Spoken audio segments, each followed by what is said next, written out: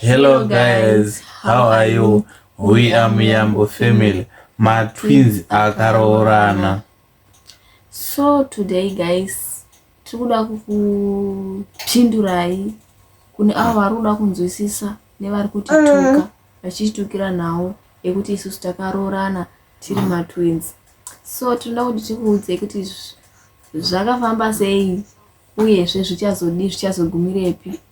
So mungangotaura. So guys, izvi ndo zvinhu zvatovapo, hazvichachinji, hazvichadzokeri kumashure, zvakutoenda kumberi. Zvakare, zuva ranhasi tiri kupembera iro 6 years anniversary. Makore 6 tiri tose. Tiri mukadzi nemurume, tiri matwins. Kudaro. Muzuva ra 14 January 2020 ndo zuva ratakatanga kugarisana semurume nemukadzi. So muzuva ranhasi ndi 14 January 2026. Zvichireva izvo kuti ndo zuva redu ratakwanidza 6 years tiri tose semurume nemukadzi. So guys, mukatotarisa patova nemwana handisi muri kuona.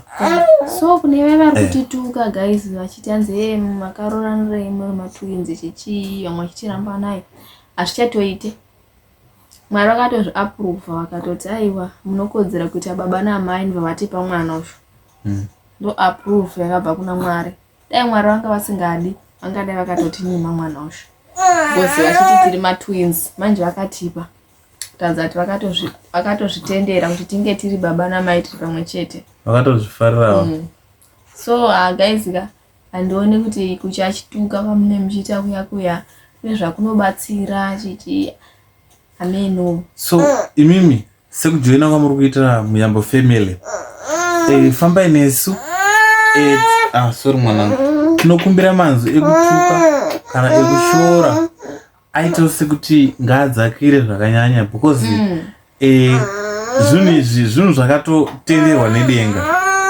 Because mukaona pano pokuti denga rei ratobvuma kuti paite mwana ka, zvinenge zvine reason, zvine chikonzero nechinangwa nechivavarirwa chidenga rinenge rine zvarakavavarira kana zvarinovavarira matiri kwatiri isusu sefamily. So guys, kune vanotida ka motongotida sezvatiri, motongoziva kuti aya matwins akadini zvavo, akaroorana, vatova nemwana wavo vese. So hapana chichachinja guys, hapana chichachinja. Kune vaya ari kutituka, kutuka kwenyu kune kwangu wangotamisawo mashoko zvenyu nekutamisa makeyboard emafoni enyu, that hapana chichachinja guys. Hapana chichambochinja, tatiwa baba namai. Tiri kutoenderera mberi nekuchengeta mwana wedu, tichigara tose pamwe chete. Tichingori matwins kudaro. Hazvichinji. Handiti maona.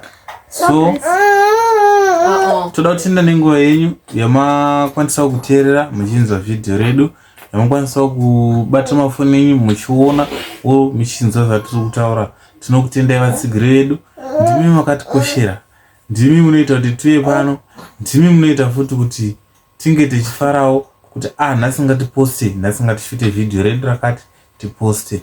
Handiti maona.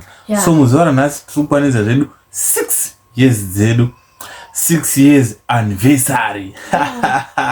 You guys, toda kutenda ende toda kufara kuti Mwari maita zvenyu, matsvitsa muzuva ranhasi 6 years tiri tose.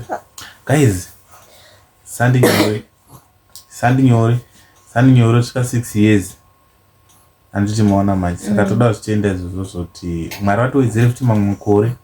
So guys, thank you so much nekuona video redu mwana kunzawo tichibva pavideo redu zvemwana. Thank you so much. We really appreciate your love and support. Kune vanotida vaya vanotifarira, tinongokutendai. Vanotituka, I think muchadzorawo moyo wenyu nevideo ratakuitira iri. Tinokutendai mose. Thank you guys. Rambai tichisupport. Bye. Ive nenguva yakanaka.